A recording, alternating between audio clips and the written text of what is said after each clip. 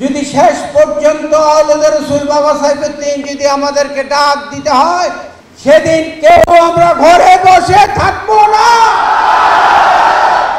অপেক্ষা করো, ইসলাম জিন্দা হোতা হে। হর কারবালা কে বাদ এক একটা কারবালা হয়, আবার মদিনার ইসলাম নতুন করে সাজে। কথা বলেন ঠিক কিনা? এখন তোমরা সুযোগ পেয়ে ওই আব্দুল ওয়াহাব নজদির ইসলাম কায়েম করতে চাও, মিস্টার মওদুদির ইসলাম কায়েম করতে চাও, হবে না, হবে না। হুসাইনি প্রেমিক এই দেশে এখনো আসি না নাই। বাংলাদেশের সকল সুন্নি মুসলমান, সকল তরিকতপন্থী যদি ঘর থেকে বের হয়ে যায়, তখন কিন্তু আপনাদের আর উপায় থাকবে না।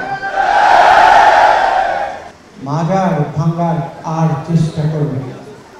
শাহজালাল বাবা ইয়েমেনি আজান দিয়ে কোর গোবিন্দের প্রসাদ ভেঙেছে, তুমি একটা ফু দিলে গাছের পাতাও লড়বে।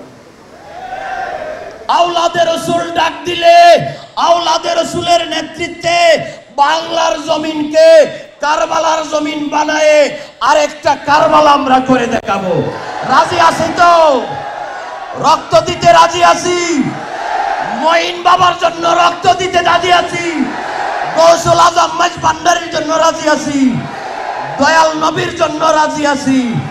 কবুল করুক সবাই, বলি আমিন। মাজার ভেঙেছেন ভালো, কোনো অসুবিধা নেই, আবার এই মাজারগুলো উঠবে। এমন কিছু কর্মকাণ্ড করবেন না যেটার কারণে এই লক্ষ্যে আজকে নতুন বাংলাদেশ আমরা পেয়েছি, সেই বাংলাদেশের যাতে বিসর্জন না হয়।